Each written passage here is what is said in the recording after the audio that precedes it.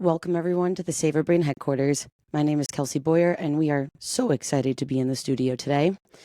Today's guest is famous for holding several champion titles in kiteboarding and is known for sharing the stoke with everyone around the world. He is the definition of an action sports enthusiast and a warrior in the game of life.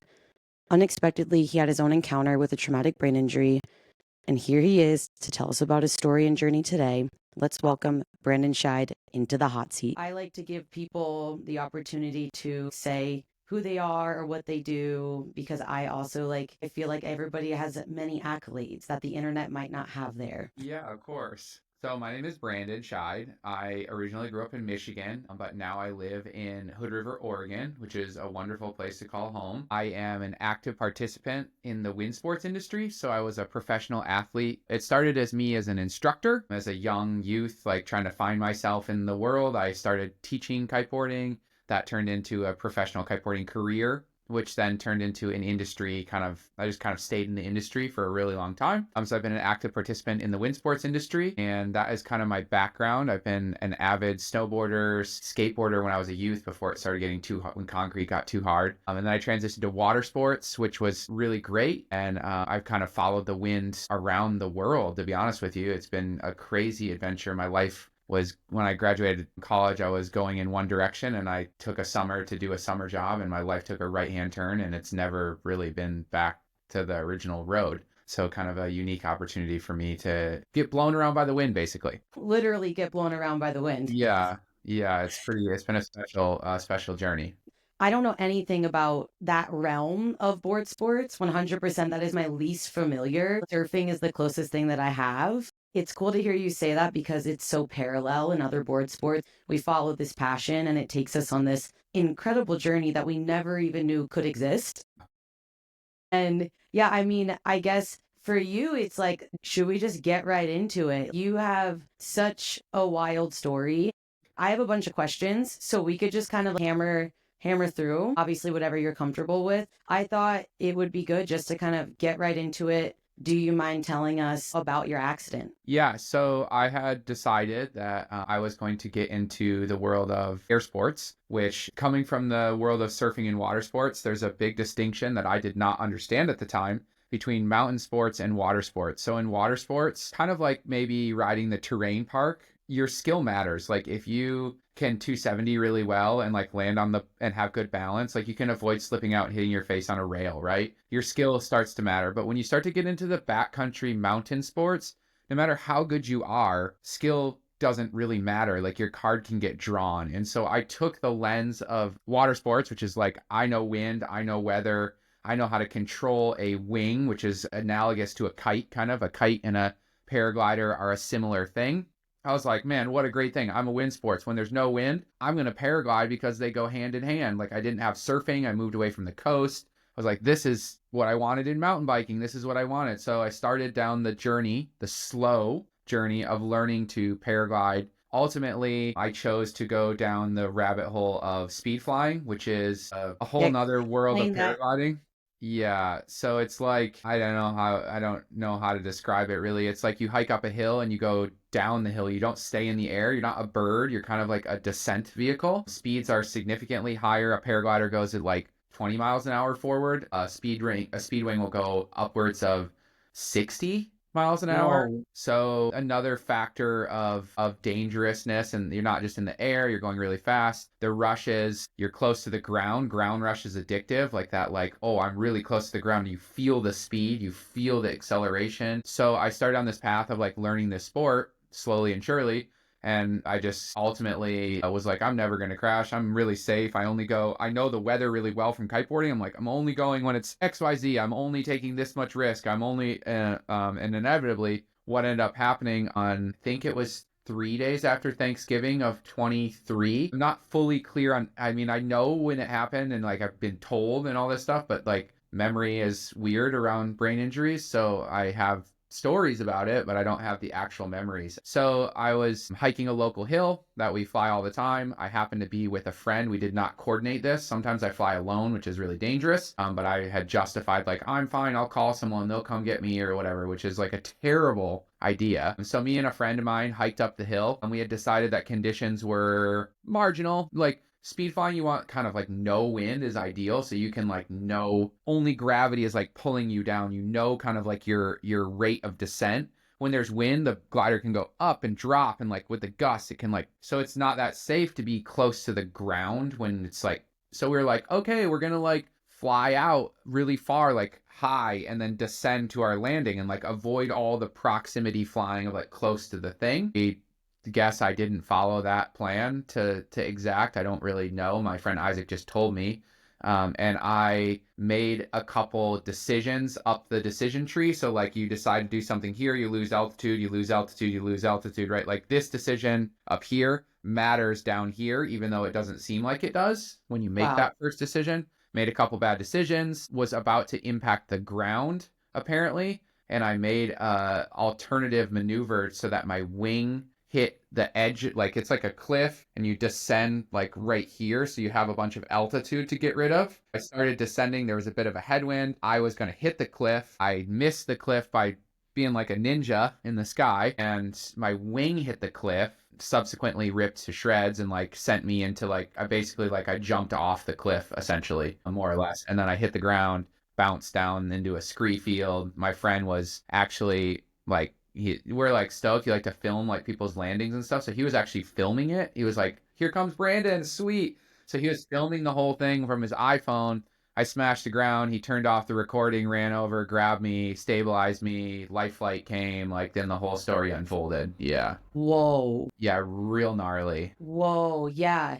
I mean, those are the things that you don't hear, right? Coming right from the person who has lived it or it has impacted them. That's really, yeah. I'm speechless after hearing that, because even being here talking to you, like you're able to tell that story. Yeah. Such a miracle in itself. Really crazy. And the circumstances surrounding my recovery and all that, everything like seems just like it was so serendipitous. Like it just like a couple things, there's like a whole bunch of things that you can ask questions about, I'm sure we'll get into, but just a whole bunch of things that happened that aligned in the right way so that I can be here to tell the tale and kind of like still be able to kind of shed light on what happened to me and how, this is probably going to affect quite a few people in America. People don't really realize. And if we can give any help or assistance to anybody, especially in the action sports community, some insights on this stuff, that you don't really want to deal with this kind of stuff, no matter how shreddy you want to get. Like it's just something you want to deal with. You don't ever think it will happen to you. And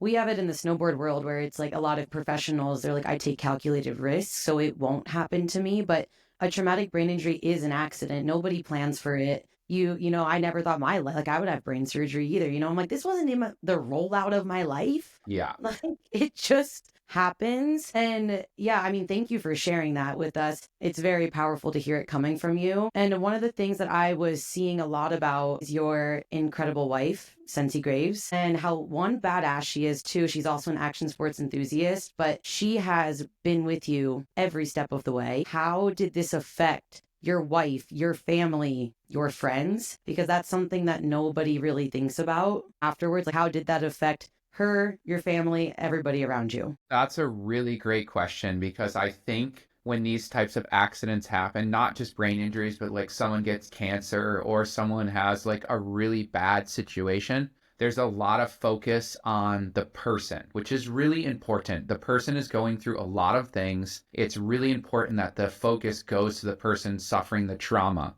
But what they don't realize is that it affects everyone around them almost just as much, if not. Had I never woken up from the coma, I would have never known. Like I would have never known that. But everyone that was around me, my friends, my family, all that, people would have carried that guilt. It's like, you're willing to take the risk because it's your body. You're like, oh, I'm going to do this. I'm not going to crash. It's not going to happen to me. It's like sitting at the craps table at the casino, and you're playing and you're like, I got all my money on the table. I don't care if I lose my money. It's fine. It's my money. But you realize that as you start winning role after role, which is like you keep getting away with these things, people fall in love with you, your family loves you, they get at the table and they put their money down too. They're like, oh, you're on a heater. Like, I'm going to put some money down with you. And then you roll snake eyes and everyone loses their money. You're like, oh shit, I'm getting kicked out of the casino, but your family loses all their money. Everyone loses. Like if you're willing to take the risk, that's one thing, but you don't think that everyone else, they might not be willing to take those risks, and they love you, so they're going to let you be you, but like they don't want that to happen either. So as far as how it affected my family, my parents were devastated. My wife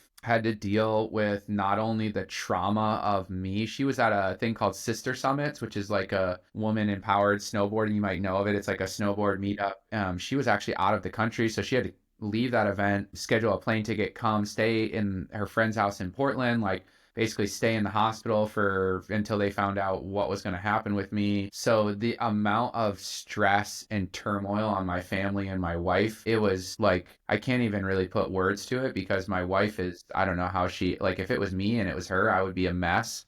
And she's just so strong and so steadfast. And so without her, it would be not so great for me. Additionally, there's like financial things you have to figure out, right? The insurance, the like, how are we going to pay our bills, all that kind of stuff. There's like the fallout of the, I don't know if you had like neurological disruption following your thing, but like the person who experiences the brain injury isn't always the person that was before the brain injury, even if they're going to get back to that person. It's a new person kind of that comes out of that. So they deal with this, seeing this person that they're in love with, or this person that they knew, or their kids change in so many drastic ways that they have to just like grin and bear it and be like, yeah, he's alive, but he's like so different. Yeah. So Yeah.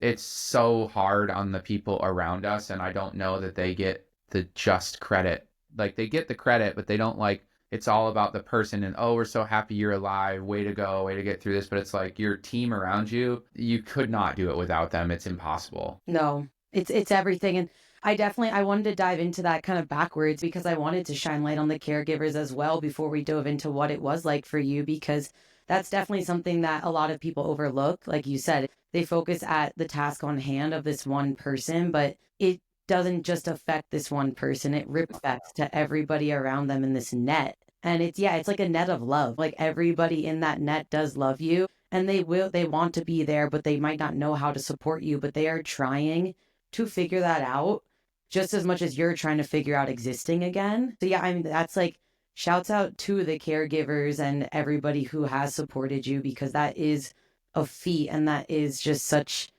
a bonding moment for all of you too, to like kind of come out and be like, all right, Yeah. we're a team. Like It's you need it. incredibly hard, but it's incredibly hard, but there's something beautiful about the ability to come through that kind of stuff together and come out stronger on the other side.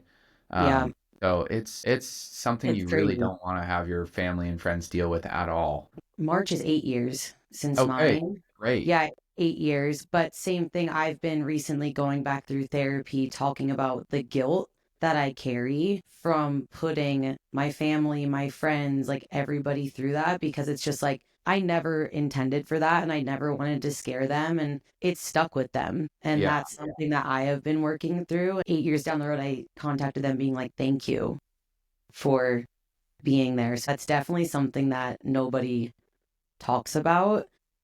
I want to, kind of go backwards now just to bring light to them, but now also go back in time to what was that like for you? Oh, man, so super crazy. You wake up, well, I don't know in your case if you remember much.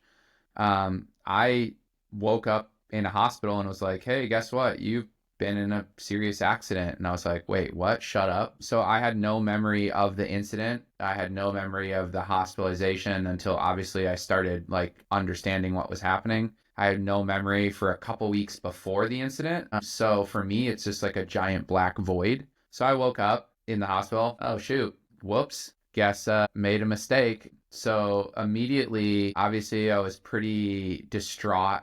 I had broken a number of things in my body. I broke my back, my hips. I tore a bunch of ligaments in my knee. I was lacerated. I broke like a bunch of bones in my face. Like I had disruption in just like a whole bunch of stuff. I was basically like broken. I somehow managed to avoid any need for orthopedic surgery. So everything kind of like aligned back up. They didn't need to put any pins or bones in my hips or anything like that. So it's kind of like, okay, you're really broken. You're on painkillers. Here's your, don't move out of your bed. You like can't walk. You can't get up. Someone's got to take you to the bathroom, all that kind of stuff. And I don't know how, like what disruption happens in everyone's brain injuries, but in my case, all of mine. So I had 3 major spots: my right frontal, my right temporal, and my pontonine, which is in my brainstem. So a couple like personality issues from the temporal and the frontal, and then regulatory issues from the pontonine, my balance, my blood pressure, my temperature control, like a lot of regulatory things were out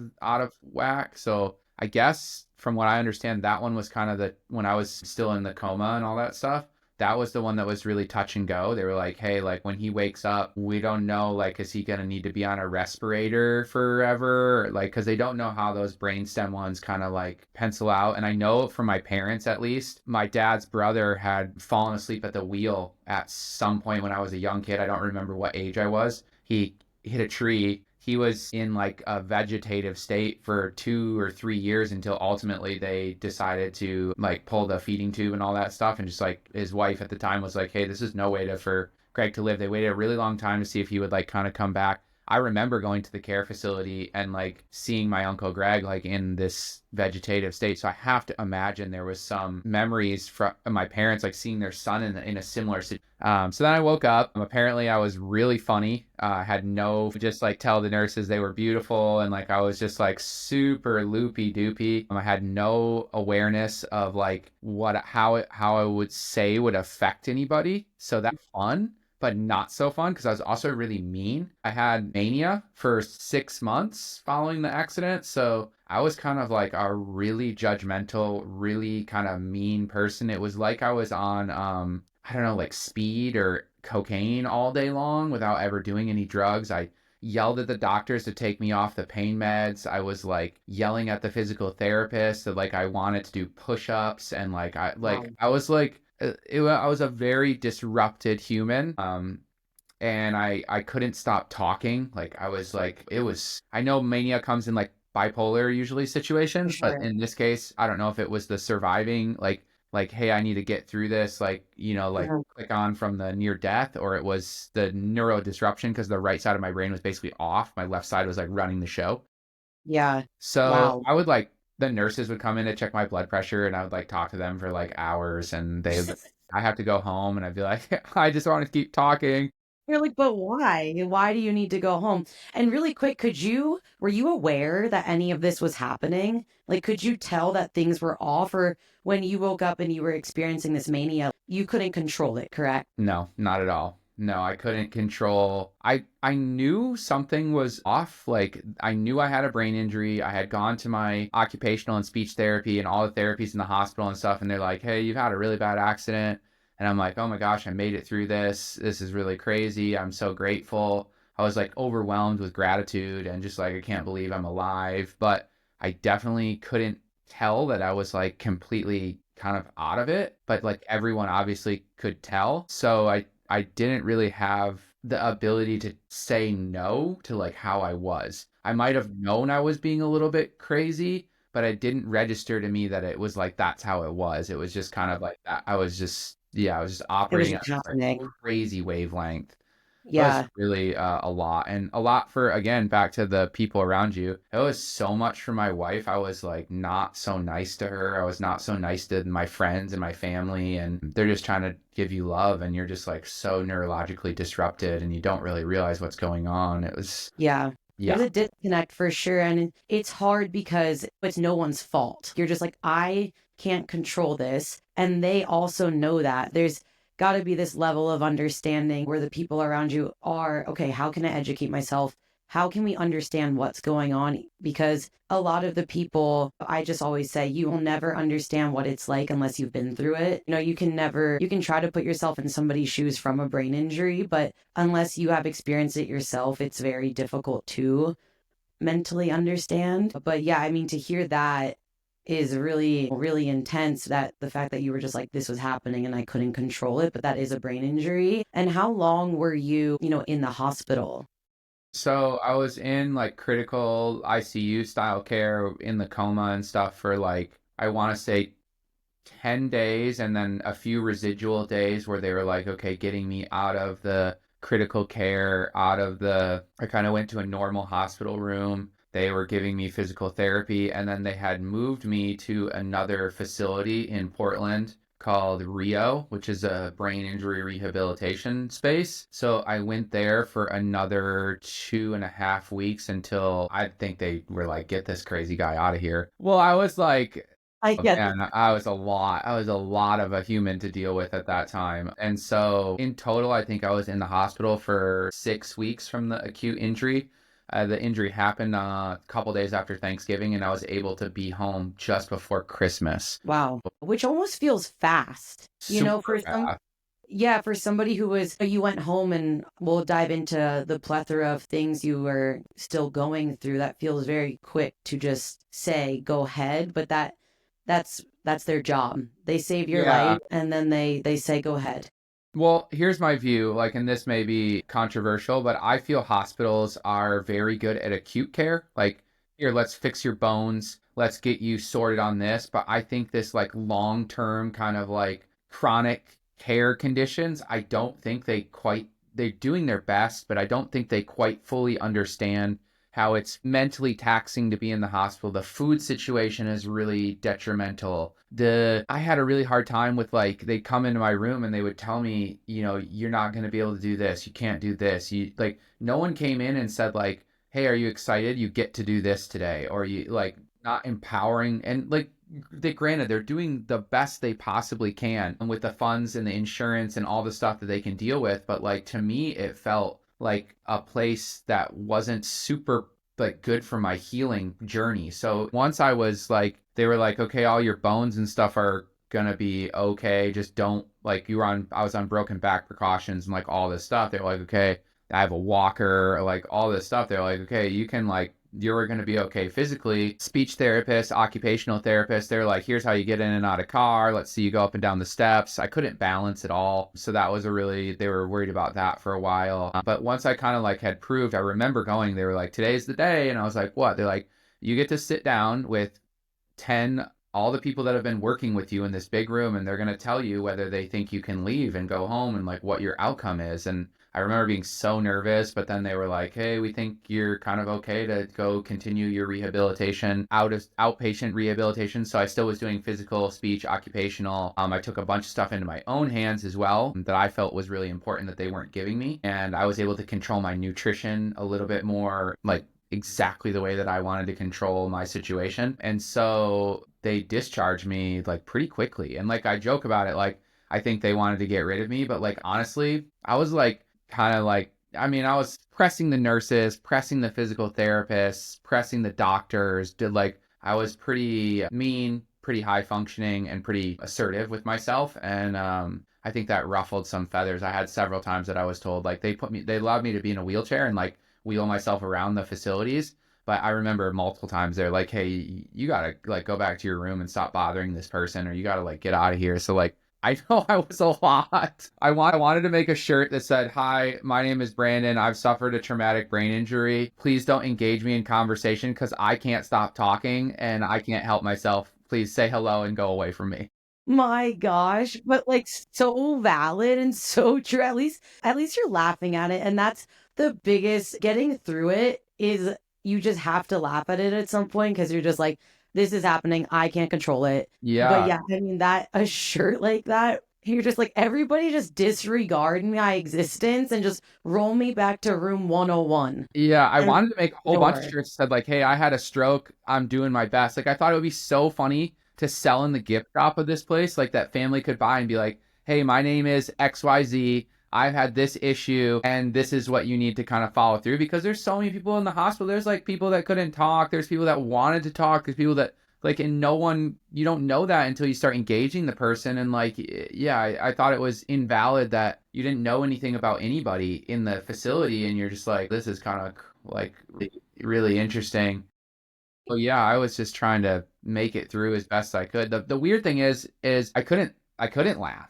I could cry for like 10 seconds maybe before I would be like, what are you crying for? This is stupid. You're just making excuses. I couldn't find humor. People would tell me jokes and I would just be because a lot of jokes are based off of like something that's not true or like a little fib or like something that sounds like silly and you laugh because you know it's silly and you're like, that's funny because it's just a silly thing.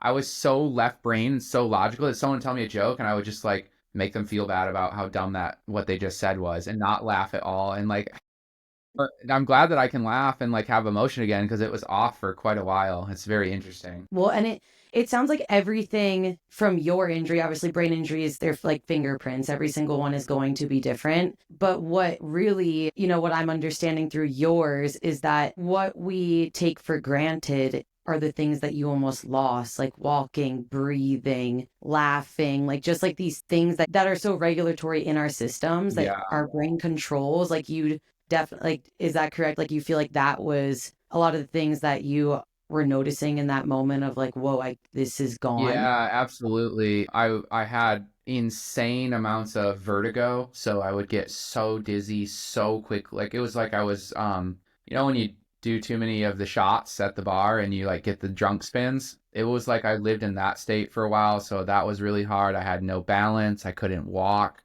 I couldn't stop talking. I couldn't like control myself. I couldn't have emotion. Coming from a professional sports person, I had like struggling with the like, am I ever going to be able to do any of this ever again? I had to have someone assist me walking, showering, like all that kind of stuff. So it took from me a lot of the things that I had based my life around. I'm a strong professional athlete, and all of that was just like thrown into the wind. And I was like, oh my gosh, like what? Where does this leave me? And I'm like a pretty cerebral, like academic person. Like I love science and I love that kind of stuff. So I was left with my left brain on, which was able to analyze and like understand all that I was going through. I was reading tons of books like right out of the gate, and I was just like very aware of what was going on, but not able to do anything about any of it. And it felt like powerless in some way where you're just like, is this just how it's going to be? And people are telling you like, oh, like, who knows? The doctors are just like, who knows? Like We don't know. this is kind of how you're doing. This is generally what happens when people have injuries in this issue. We'll see. The fact that you were a professional athlete and yeah, you have grit and you have resilience, and now you're sitting there. Were you at any moment, or maybe you couldn't even feel it, but when did you feel like you were ever scared? The Or crazy did thing is, you allow yourself to feel it or no, I notice it? couldn't really feel that. What I was possessed with was this like unrelenting drive to like claw back to what, and I've since rephrased how this works because there is no going back to what you had. There's only this new thing that you're going to achieve, this new person, this new personality, this new life. And a lot of people get fixated on, I have to get back to where I was. And that is a really depressing way to think about your brain injury, is trying to get claw back, because back is not where you're going to go. You're going to go forward. And the sooner you can embrace this idea that like, okay, what's new on the horizon? What can I look forward to? What can I achieve in the future? It's so much more powerful to make that your story than I need to get back to where I was. I need this to be this way. So like, I think I wasn't able to really take in this, like, I'm scared I'm never going to have XYZ, because I was just like, I'm doing this. I'm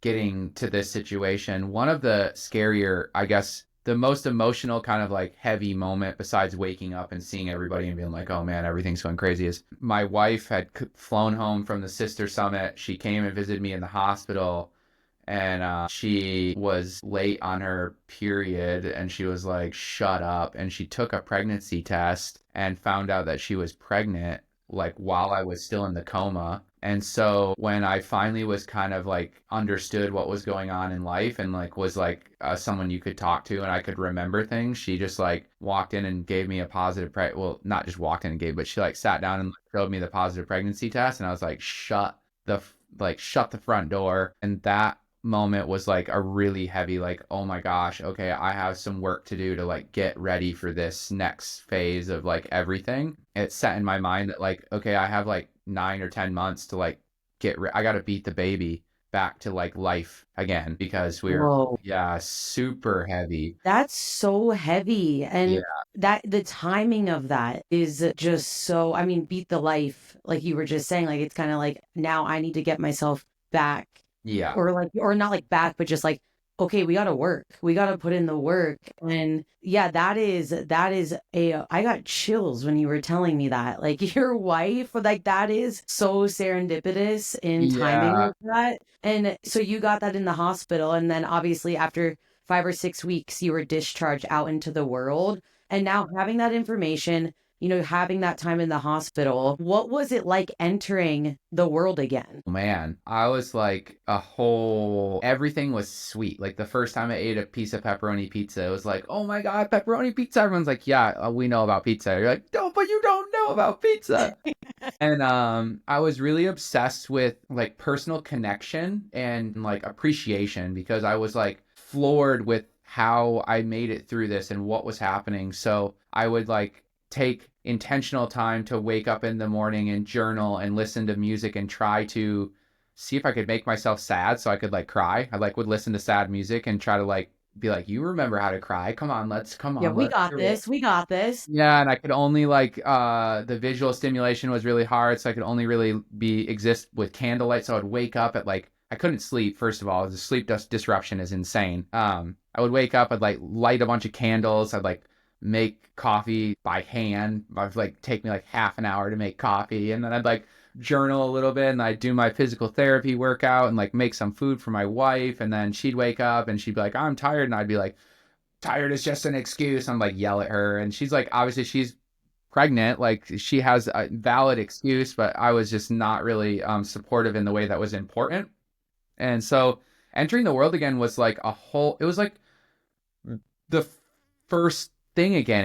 It felt like the best way that I can describe it is like I was a 6-year old excited about waking up for Christmas and like going back to your house, but like trapped in my body. I was like taking everything in, was so novel and so new and so like special and so just I was so grateful for everything because it was like I got a new lease on everything again. It was like, okay, we like made it through all this and now we're starting back at square one kind of in a weird way. Yeah. And it was really powerful, and like the first when we got back and I stepped into my home, like just like all those things is just like goosebumps. It's like, oh my gosh, I made it out of the hospital. Step one. Okay, we made it to this part. And little did I know, it's like just the start of a giant journey you're on. But it felt so powerful to like achieve that first like milestone of like, okay, we made it here. We're going forward. And that was like the start of the whole journey from there. Yeah. Do you feel like being in the moment is critical for somebody embarking on their own journey? I think it's really important.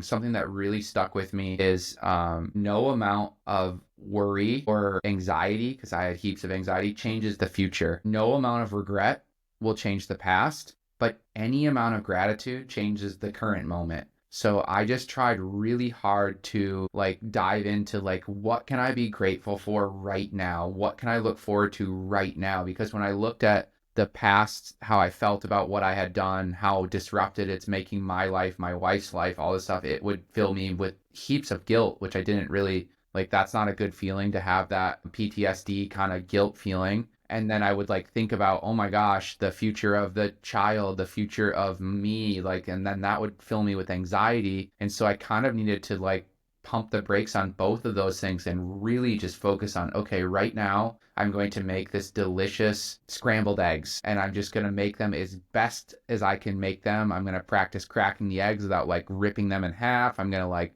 be okay with lighting the stove and like all the stuff that the physical therapy and occupational are like, are you going to be okay? And you're like, well, yeah, sure.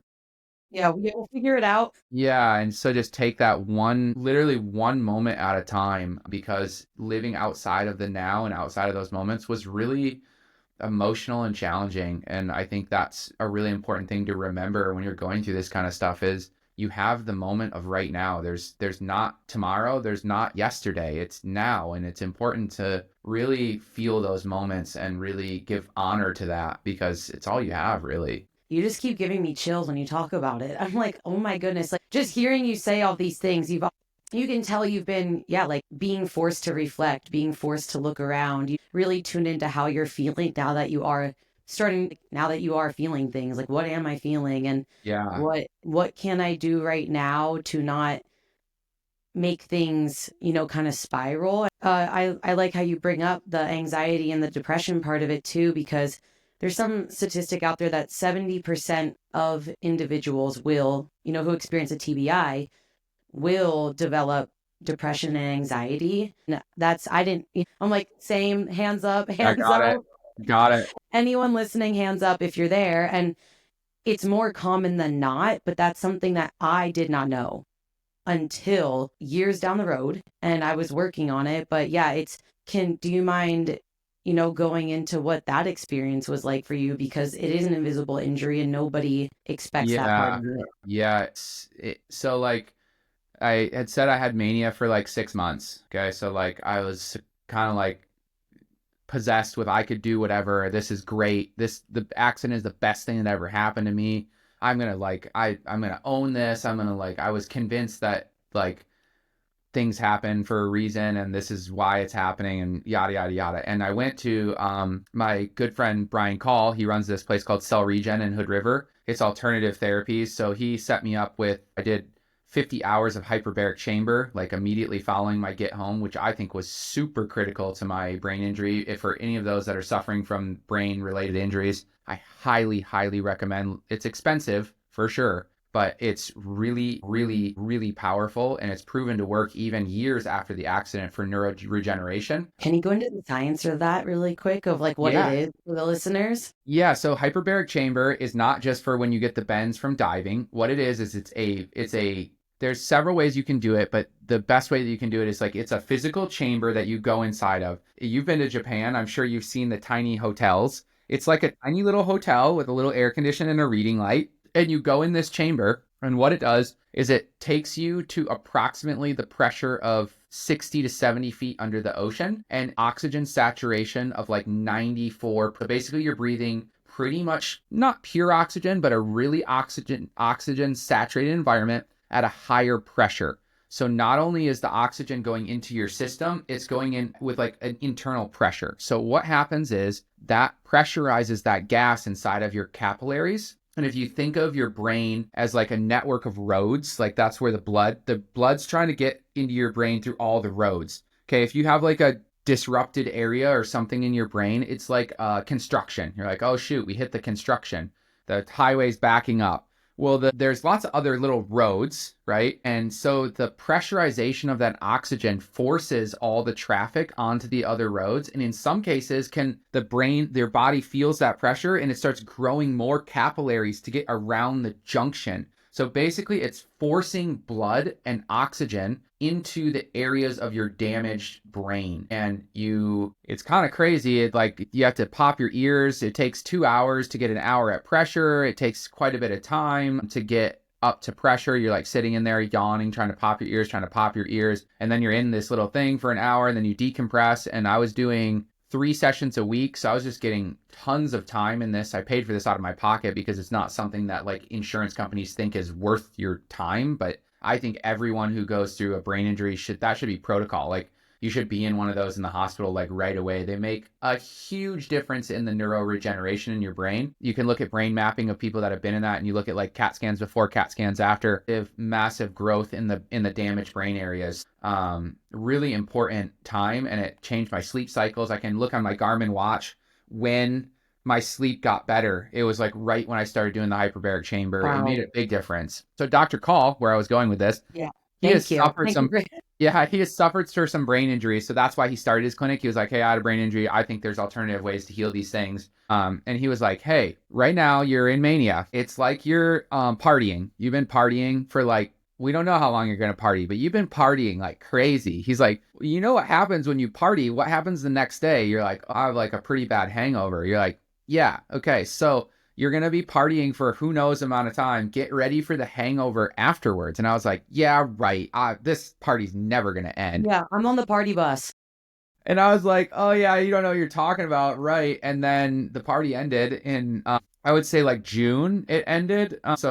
Accident happened. I kind of awoke in December. I had December, January, February, March, April, May, June. Come end of June, I started getting a little like, what's going on here? Like I'm kind of having some trouble just like I didn't have the mania anymore. I was like, well, what's going on? I'm starting to cry a lot more. I'm starting to be a lot more emotionally registering. My brain, I did this crazy thing where you like hook your brain up to electrodes and you stare at a screen. And if you think the right things, the screen gets bright and you can watch the video you're watching. And if you don't think the right brain waves, the screen goes dim and you don't know how to do it. So you just sit and watch videos and try to make the screen bright, essentially like trying Whoa. to get your brain to do the right brain waves. So like eventually my brain started healing and it started being like, oh, I feel emotions again. And the emotions I feel are like sad emotions. Like I'm sad. And then we had the baby come end of July. And so then I went into like baby mania, which is a whole nother thing. I was like dealing with all that in August. And then come September, kind of, so let's say 9 months after the accident, I started really struggling. Like I was at this point, I'm already doing therapy. I'm doing speech therapy. I'm doing journaling. I'm taking creatine, fish oil, like you name it. I'm trying every supplement. I'm trying everything that I can do to hack this. I had a weird childhood with pharmaceuticals. I was diagnosed with ADHD. They jammed me on Adderall. I hated it. And then my parents made me take it. So I have this weird thing with pharmaceuticals. I didn't want to be on pain meds. I didn't want to be on like psychotropics. I didn't want any of that. I was like, I'm going to handle this my own way. Exercise, gratitude, journal, like be out. And it like at some point it just wasn't working anymore. And I was just like waking up in like fight or flight. Like I would have panic attacks. I would not be sleeping because I couldn't stop worrying about things. And I just couldn't do anything. I'd be overwhelmed. Like my wife would be like, can we go to the grocery store and get these things? And I would be so overwhelmed to go do that task. And I'm like, why am I so overwhelmed? I'm like capable of doing all this stuff. Come on, like suck it up. Yeah. There is no Yeah. sucking it up, really.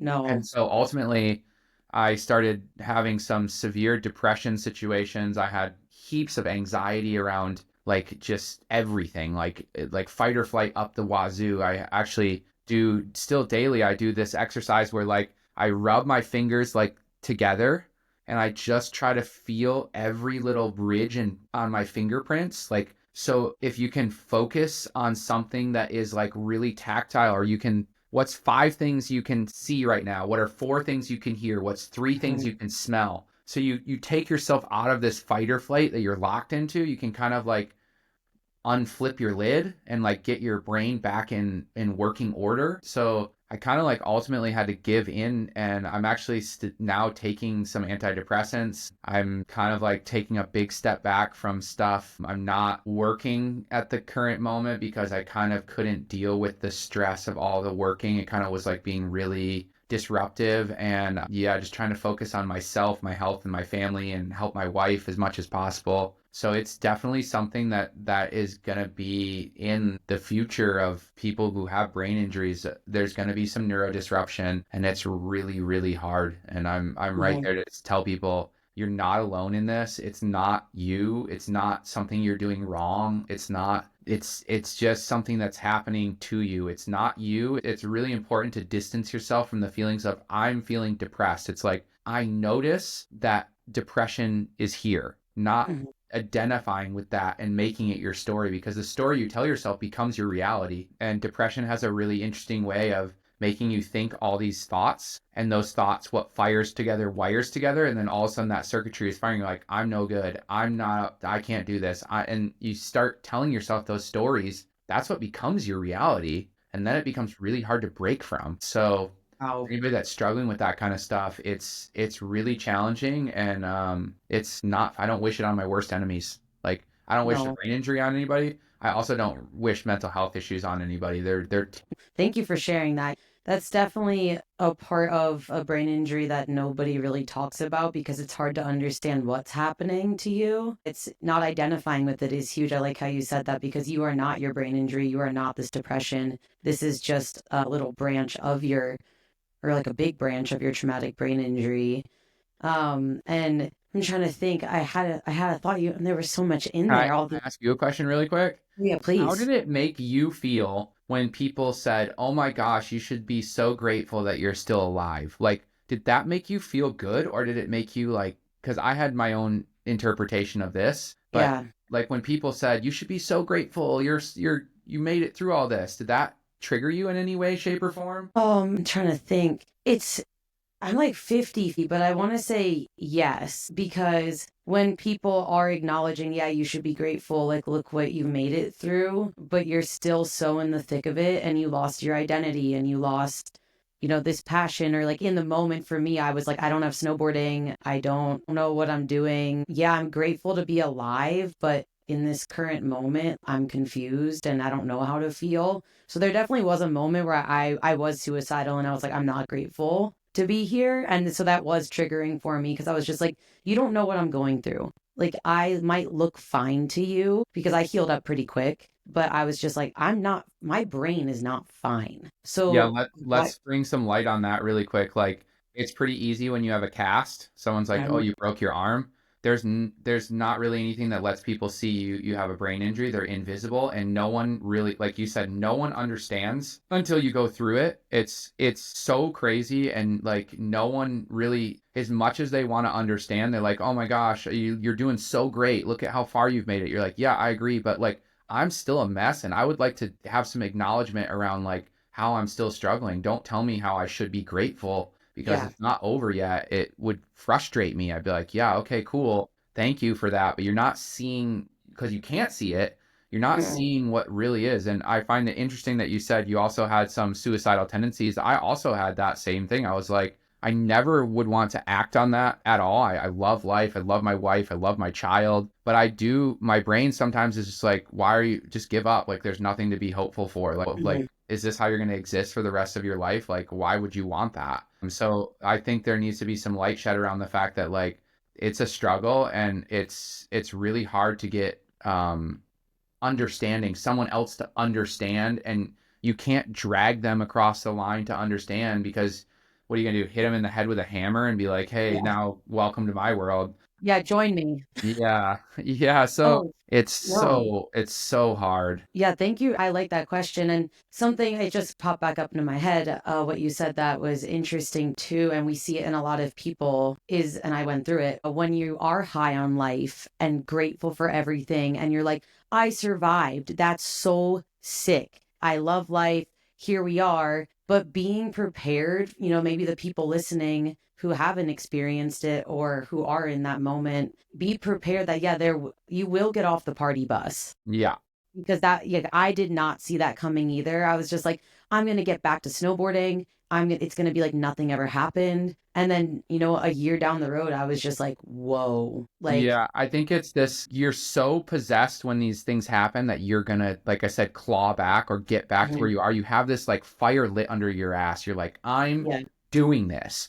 And when you realize that like it's a lot maybe of a longer journey than you thought, or you maybe get over that I'm doing this and the reality kind of sets in a little bit. I agree. I think you like first stop up, get off the party bus. Guess what? Things are hard. And you yeah, start to have a realization that you're like, oh boy, whew, okay, we're in for this. I always think of it as like a tunnel, and you can see the light at the end of the tunnel, but you're like, oh, the tunnel's almost over. Sick, there's the light. The tunnel just keeps telescoping out. It's like, am I gonna get to the light? And you're like, you just have to hold on to the idea that the light, there is light at the end of the tunnel, and you get glimmers of it, but it's a long, dark tunnel, and often mhm, by yourself because no one really understands. And even if you have a support system, like they get tired of hearing your brain injury stuff. Like people get tired of hearing that you're sad all the time. People get tired of, they're like for me, I was like a new baby.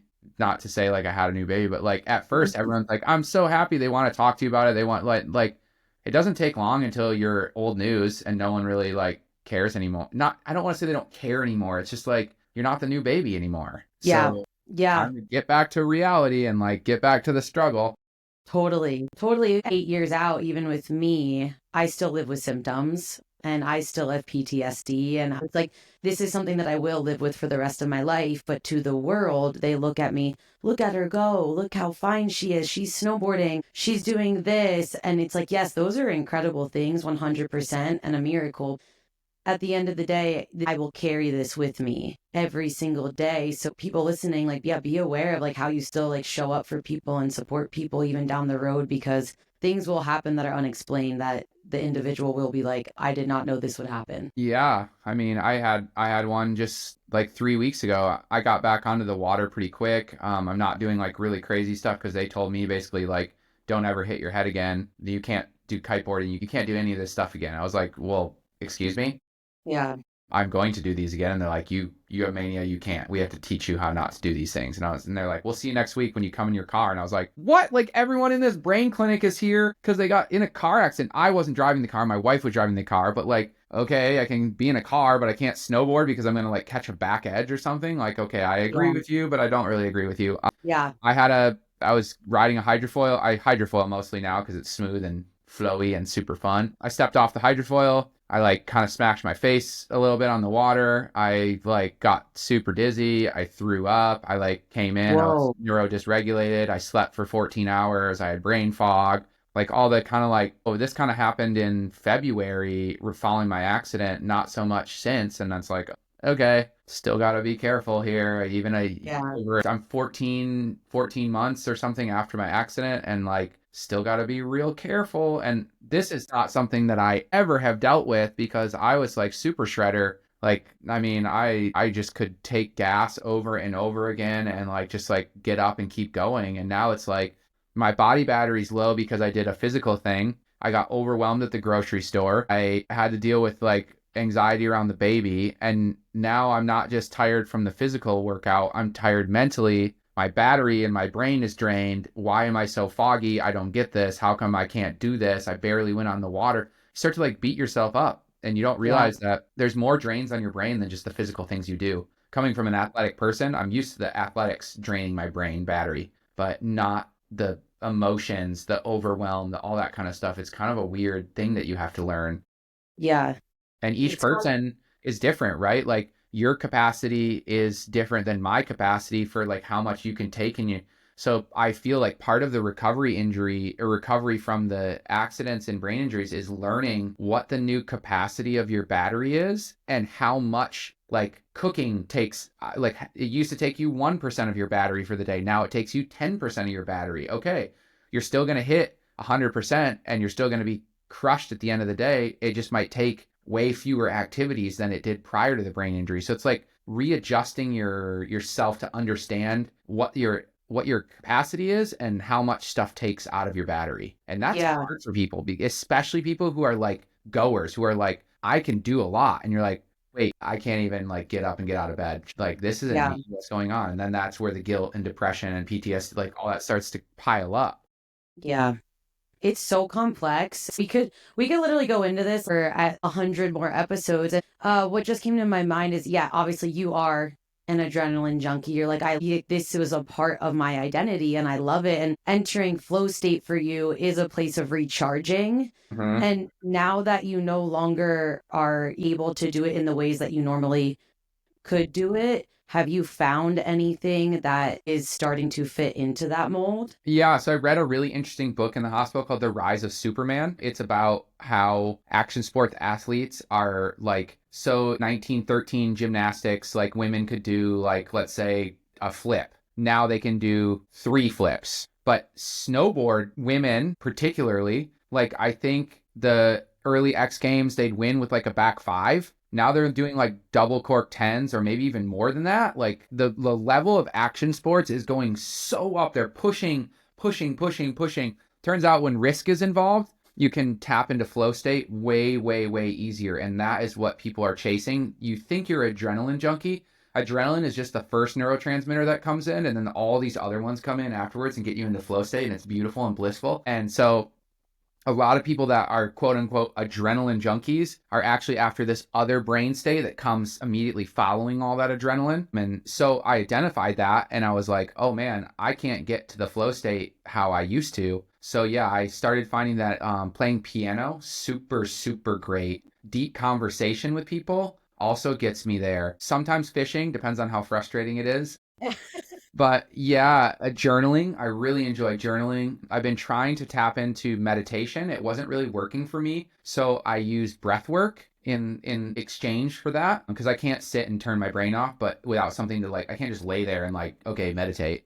But I can Mhm. do like Wim Hof breathing or box breathing or a bunch of stuff that kind of deregulates your fight or flight. And that helps a bit get you into the flow state. I do some cold plunging. That can help a little bit as well. You just go like, oh my gosh, I got to deal with this. Ugh. So there's several things, but I will say nothing as quick and easy as when I was speed flying. You're like standing on the top of a mountain and in 3 steps you're in the air and you can't think about anything else. That one was Yeah. like instant flow. I do miss that a bit, but I promised my wife and I promised myself I'm not gonna do the air sports anymore. I'll still do the water sports and still do the snowboarding. I think I haven't done that yet, but I'm not gonna do the air sports anymore. It's too dangerous. Well, it's almost like you have a new level of risk, right? Like your risk meter, all your battery level changes and your risk meter changes, where it's just like, is this worth my risk? You know, and that definitely alters when you have a brain injury. Yeah. 100%. And we had the baby, which is a whole new one for me because now I'm a dad. It's like a whole first time dad. And that one changed a lot of like what you want to take on for risk as well. I mean, kind of like, especially following what we talked about in the beginning, how the support system feels the burn, like you're burning a really bright fire and they're getting burned in the fire as well. When you look around after that fire goes out at all your burned friends and family, you don't want to burn them anymore. So there's like definitely like, okay, I don't want to do this for myself. I don't want to do this for my family. And I need to reassess like what it looks like for me to live a fulfilling life. Hmm. I think those are important things to unpack, whether you do it by yourself, whether you do it with therapy, whether you do it with journaling. Like people who have these experiences and think that they can do it they can do it on their own. It's set your ego down, like step away from that. You need a team of support. And part of that is potentially medication, therapy for sure. I think everyone should go to therapy personally. I love therapy. But I just think it's really important to understand that this is not something you can walk by yourself, no matter how strong or capable you think you are. It's important to remember. That's definitely a big one to remember. And a lot of people, when they experience a head injury, they're like, yeah, I will get back to where I'm at. I don't need any help. I don't want to be a burden. Like, Mm, that's a really big one where you're just like, I'm not going to be open or share with the people around me because I don't want to be a burden anymore. But yeah. in reality, it's like they ask if they have the capacity or if they want to be there for you and what that support could look like because it might be different for everybody. But your story is just seriously so, I've never heard anything like it, especially the fact of, you know, you almost losing your life to them bringing in new life within that Yeah. recovery and time frame. Like that you should write a book because that is something that I've never heard of. And the trials and tribulations that I'm sure, you know, your whole family has been through during this time as well. It's a beauty in the pain, right? Yeah, I think the most important thing that I came out of this with the mania was like a long way to describe it is so when you have these incidences, sometimes you get what I call enlightenment and you get these glimmers into like what really matters in life and what's really important and what is like something that you carry with you from this accident. You can get enlightened in a lot of different ways. Some religious figures get to it in their own ways, prayer, meditation, fasting, whatever. But when you're enlightened, you're brighter than the world, or you feel like you are. Maybe with mania, you're like, oh, I'm brighter than everyone. Well, you can look around and you can see everyone else is just struggling to be a bright light as well. And if there's anything that you can do in your time on this planet is to take those other lights and try to light them up more, whether that's to give them a better light bulb or that's to say, hey, like be careful, don't burn too bright or you're going to burn your flame out. But your job when you're in those have those moments of brilliance is to light up the world around you. And so it's really important when you leave these situations to understand they happen in a way that I'm not super religious, but I do believe that there is a reason why these things are happening to everybody. And I think it's to help other people. And I was really sure that the reason why this happened was that we need to help other people understand these horrible situations and not just brain injuries. Trauma comes in a lot of different ways. You know, the most recent one I can think of is like all the people's houses that burned down in LA. They're probably Mhm. going through a lot of trauma and depression too. And like if anything can come out of these horrible situations is that to understand other humanity's struggle and like give them space to kind of like open up and like understand that struggle. And everyone is so in their own little bubble on their phone in their little house in their cloister. It's like we need to embrace the humanity of everything again and kind of like open up. I think it's really important. Yeah, like compassion and empathy, go back to that and connection. And that now that you say it, that's definitely the biggest thing that I've learned in my injury as well. And maybe just two more questions here, and then I'll let you go get back to little baby. He's actually out of the mix. My wife took him. My wife had a business meeting this morning and took him, and he is probably taking a nap right now. He's on nap He's schedule. snoozing. Yeah, He we don't is know. snoozing. That's a whole nother Okay, thing. Oh man, sleep, man, crazy. I definitely want to bring you back on and keep picking your brain or maybe do more together because yeah, like your story is going to move mountains and is currently moving mountains and it's I would love to, get you more involved with Safer Do Brain and you? keep. Question for you. Do you take creatine? No, I Oh don't. man, you should. Should I'm more of like in the lion's mane, Oh like yeah, that, those are great. Those are like super great too. different obviously, but no, I haven't gone that route yet, but I've Yeah, heard of it. everyone thinks it's for like getting all swole, like big, That's what I like think. it's really good for brain, really good for brain healing and brain health. Like, and I was told numerous people to be taking creatine for brain injuries. So like look Oh, into it. I'm not saying you have to do it, but for those yeah. people that are listening that did experience any brain, it's really readily available. It's one of the most well studied supplements of all time. And it's water soluble now. It's like really easy to ingest in like any kind of form. And it's really helps, I think, helps with your brain. Wow. See, you're educating me. Your science part of the brain, I'm like, I will listen to you just educate all day. I'm like, what do you got? Like, let's I just. love that you're doing nootropics though. Those are really good. Like I do the same thing. I can't drink caffeine anymore, so I have decaf Mhm. coffee. I put coconut oil or MCT oil in it because the brain needs fat. I eat fat for breakfast. I don't eat sugar or grains. It's like basically like avocado, walnuts, eggs, like whatever fat. And then nootropics as well, like all the mushrooms. You get like all the, not the kind that make you hallucinate, the kind that make you like vibrate on a whole nother planet. So lion's mane, ashwagandha. I can't think of all of. There's so I have a many. like a little mushroom capsule that I take in the mornings that has L-theanine's really good. Like there's a whole bunch of really Yeah. great stuff. There's so many. And that's what's tough as well. You almost have to make your own recipe. Like, what works for you? Get your Yeah. information, make your own recipe because what works for somebody else might not work for another, but be open to exploring. Yeah. And Yeah.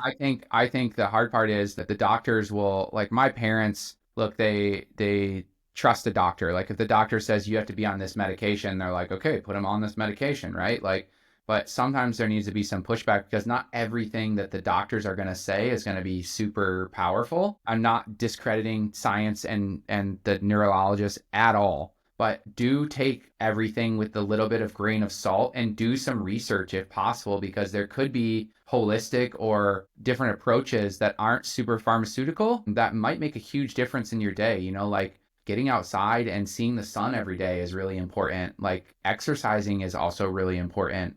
There are things that you can do that aren't pay for a pill and that can help a lot with the neuroregeneration.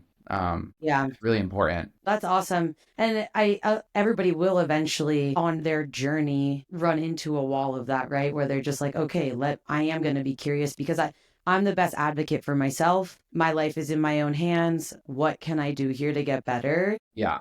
And I want to touch on this before I forget. I thought I read something that maybe you were creating a documentary. Yeah. Crazy What enough. Yeah, like go into that a little bit and what inspired you to be vulnerable and open and take us down your journey. Yeah, so the name of the documentary is called Windfall because I'm a wind athlete and I fell out of the sky. It's currently in the stage of like putting it together and editing. We filmed kind of everything through the neurological disruption phase. So like when it was real crazy, that's when we filmed. Raw. Basically, someone put me in contact with this guy who's a kiteboarder in LA. His name is Jesse Vinton, and he is a filmmaker out of LA and is in the kiteboarding world. And he called me. Someone gave me my cell phone when I was in the hospital, and like I was on Instagram, like blasting. It was like a whole thing. I talked to him for I talked to him, I talked at him basically for like an hour and a half, and we kind of were like, this is maybe something that we could share with the world. And so he was like, I think I kind of want to like capture these moments. And I had mania and had come across what I had said, that enlightenment phase where I was like, it's time to shed light on everybody and help other people and show people all this stuff. So I was very open. I was, like I said, convinced that the brain injury is the best thing that happened to me. So I just wanted to, like, as weird as it sounds, like leverage the terrible situation and make it a good situation. Be like, okay, I'm going to take this horrible thing and not make it a horrible thing and say, this is the best thing and this is why, because I can do this. I can help this person. I could like write this book. I could like start this business. I could do this. I could do whatever. I was like convinced that I was going to take this energy and make it better. So after talking with him, he was like, cool, let's come film. So they came out, they did some interviews. He had to buy a lot of hard drives because I would talk a lot. And he filmed during all my neurodisruption, the like phase of getting back into the physical therapy, the situation I was in with my wife, which was really hard. They like went with me to North Carolina to relearn how to kiteboard again. Like the first time I kiteboarded was on film. And so the film is going to chronicle the story of the accident and kind of the movement through the accident and the birth of the child and kind of like how all that wraps into everything. And the story could go in a million different ways, and we haven't really like storyboarded out exactly what the message is. It's just going to hopefully shed some light, inspire people, and open the eyes to, you know, a lot more people are understanding these brain injuries as there's more in professional sports, there's more in the NFL, the MMA, the car accidents, all that kind of stuff. So I think more people are knowing about them, but there still needs to be some more light shed on this because from my research, approximately 1 in 5 Americans can expect to encounter some type of brain injury, whether it's like me in a coma or it's just like a really bad concussion from sport, automobile, or on-job hazard, work hazard. So this is something that you look around, you know, 5 people, like there's a good chance that one of those 5 people is going to have something happen to them in their life. And so it's important to shed light on this as best we can. So that's the documentary in a nutshell. We're trying to spread light on that kind of stuff. We're trying to open it up. And I think ultimately the goal is to get it into the film festival circuit this fall to kind of like start that way and just kind of like see. I funded it basically from my pocket because we like, I don't know, we can't find any like people that want to like sponsor it until it's like a thing. So there's a trailer online. I can probably send you a link to that. It's called Windfall, and that's the start of it. And we're going to go from there and we're going to see how it runs out. When I found that, I was like, these are the things that I wish I would have seen when I was recovering. Like, I couldn't find anything really besides Kevin Pierce, professional snowboarder. Yeah. He made a documentary and I watched that. Crash Reel. Crazy. Yeah, crazy. But those are the things that I wish I would have seen because I would have, 1, known I wasn't alone. 2, I would have seen there's hope. And that's the biggest thing. And a lot of people just suffer alone. And it's just... It's terrible. And like I said, the hospital, they're very much, hey, you can't do this. You can't do this. Your life has changed. You can't do this. No more of this. Take this high blood pressure medication. Can't do this. And you're like, can I do anything? And then you watch something like the Crash Reel, or you watch several other, there's a really good one by Sterling Spencer in the surf industry. I read Owen Wright's book, which is also a really good one. So there's heaps more stories where you can be like, there is a way through this. Like there is, it's messy and it's circuitous and everyone's journey is a little different, but there is a way to get through these things. And there's a light, like I said, at the end of the tunnel. It's there. You just have to believe that you can get to it. So yeah, the craziest thing is I haven't watched it, but obviously they have Isaac's angle of my crash. And then we found I was wearing a GoPro, of course, on my head because I'm like GoPro everything. Yeah. We found it like 6 months. Isaac, my friend who actually saved my life, was hiking the same spot and just like had a feeling that he just had some weird premonition. And he went down and he found the GoPro in the freaking rocks and like everything was fine. So we have the perspective of the crash from the crash and from someone watching the crash. So we have like a heap of interesting footage to like kind of like make the story come together. Really, yeah, super crazy. Those are the raw moments. Those are the real moments. And yeah, it's things like that. Those are the things that people should see though, because it can rock your world. Yeah, it's a lot. Wow. Well, thank you for, making that and shedding light because those are the stories that I wish I would have had. And that's why we're also doing the podcast, because I was just like, these are stories I wish I could have heard. Yeah. And like, there's a lack of, for sure. In that number one thing that we can come away from this is, hey, you can make it through this. Be ready for the party to end. Evaluate yourself for all things. Like, look at your life. Like, hey, you might need to cut out your partying, your alcohol. You might need to change the way you eat because now you need fat and not sugar. You might need to look at some nootropics or some supplements. You might definitely need to do some therapy. And the number one thing that I would like to encourage people is wear a helmet. Just helmets are not lame, like at all. Just wear them. They're really important and they save a lot of the injury. So That's a really, really important thing that I take away is like protect your brain. It's really important. Would you say if you didn't have a helmet on, would things be different? I don't know how I'm not dead in the first place. Like for what I went through, I should not have made it through that and should probably be like a cougar. Like a cougar probably should have found me. And like, I mean, the hill that we fly is in the middle of nowhere. Like it's no one goes there. The only reason people go there is like 5 people in my local community go there to fly. And it just happened to be that one of the other people were there and I happened to crash close enough to the bottom that they didn't need to do a full extraction. And and yeah, if you look at my helmet, I was wearing a burn helmet. It has like a little visor on the front of it. The visor is like ground off completely on the right. I hit on the right side, like blew up all my face, and I should have lost they were going to cut my eye out and throw it away and all this craziness. Yeah, insane. Yeah, when they first took me to the hospital, there's so much swelling and I'd broken so many bones in my face that they were apparently prepping me to cut my eye out and cauterize because it was just going to be dead anyways because there was no blood getting to it. And some doctor was like, I will save him. And they transported me to a different hospital. It's a really expensive ambulance ride, but like one I'm happy that we paid for because like, well, I didn't know I was paying for it, but he pried all my bones apart and stuff and like put a PSI gauge in my eye socket to where like it was acceptable that my eye was not so pinched that it was not going to get blood. And then they just said, we'll see. And it ended up being okay. It didn't die. It was really kind of messed up for a while. It was like not tracking right and everything, but now it's okay.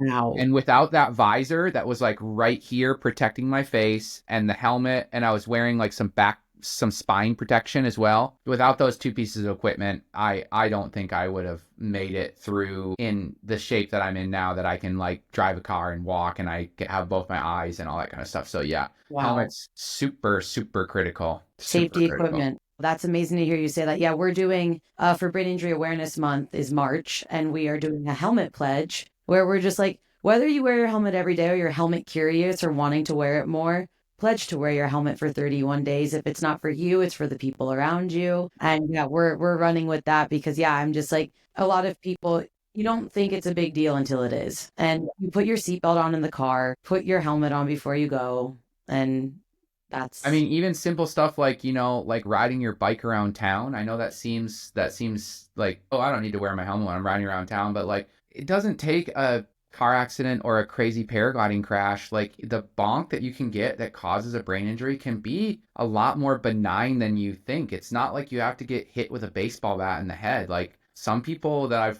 I've talked to, it's not as major of a knock as you think. They still deal with a lot of neurological disruption. Like my wife's cousin, she had a pretty bad concussion, had to be in a dark room. She didn't have a full brain injury, but she had some neurological disruption. She's playing volleyball. Some girl like just getting a ball smoked at her face, like trying to block in front of the net and like get hit by the ball in the face. So like it doesn't have to be like really extremely gnarly. So wearing the proper precautions, I think it's really important to, especially for the youth, if they just see everybody doing it, it becomes the norm, right? Like when I was growing up in action sports, they didn't wear helmets. Skateboarders didn't wear helmets. Like it was kind of like lame to wear a helmet. But now if all your heroes are all wearing helmets, like cool, sign up, get a cool helmet, like put some freaking sweet stickers on it. They're warm. Snowboarding, it's sick. It's like they're warmer and they're protecting and they make a seal with your goggles. Like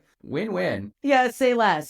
Sign me up. Yeah. Yeah, no, I mean, it's awesome to hear you say that. I'm excited for people to hear you say that as well. And that's definitely a big controversial, thing in the action sports world are helmets. I'm really happy you had one on that day because yeah, to hear that you would not be sitting here are the stories that we want to share. Yeah.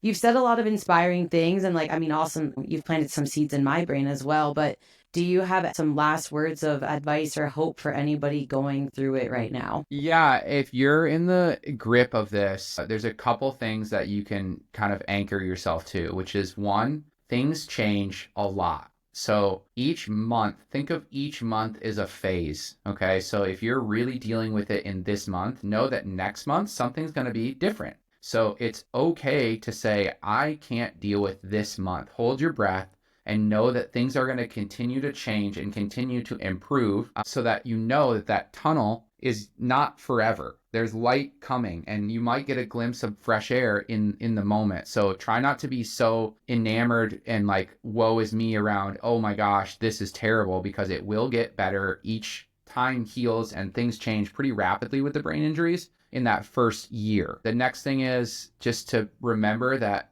you need to be grateful for the now. It's really important to not think, this ruined my life. This, like, yeah, okay, it's really disruptive. It's really hard to deal with, but your life is not over, and there is going to be something great on the other end of this hard struggle. Always, I know it seems like it won't when you're in it, but it is true that like there is things in the future that are still going to be great. And to not be so stressed about what you've lost, try to plan for what you're going to gain. Think of it as your story changing for good, not how your story changed for the worse. Because even though that's really, really hard, easier said than done, it's really important, the story you tell yourself. And that's the most powerful thing that you can do, is really try to align with your gratitudes. I wake up, that's the first thing I do every day, is I don't pick up my cell phone. I don't go on social media. I sit with my wife and we do a breath work, and we say what we're grateful for to each other, like out loud. Because when you're battling some of these things, it's important to remember what's going good, not just what's going bad, and know that you're not alone. It's a really hard struggle. There are resources. There are things that you can talk. There's support groups. I like to go, it gets kind of depressing occasionally, but I like to go on Reddit. It's r-tbi. It's a subreddit that is full of people that are, one, struggling with things and looking for like just somewhere to bitch and vent, like, I'm depressed, I don't want to be here. Okay, then there's a community of people that rallies like, hey man, you got this. Like, I was going through this. This is where we're at. There's a lot of like how you got into this situation. It's just a community in which you can kind of like vent, read, learn, and kind of understand where you're going through. Save Our Brain, this is a good one. There's heaps of online resources that kind of can help you. Support groups are really, really powerful. Know that you're not in this alone, and that it does get easier as time goes on. And then just be grateful, because it's all you can. That's just a mic drop now. We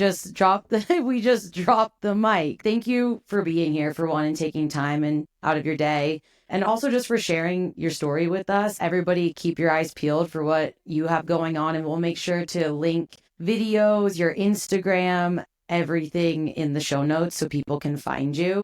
Yeah, great.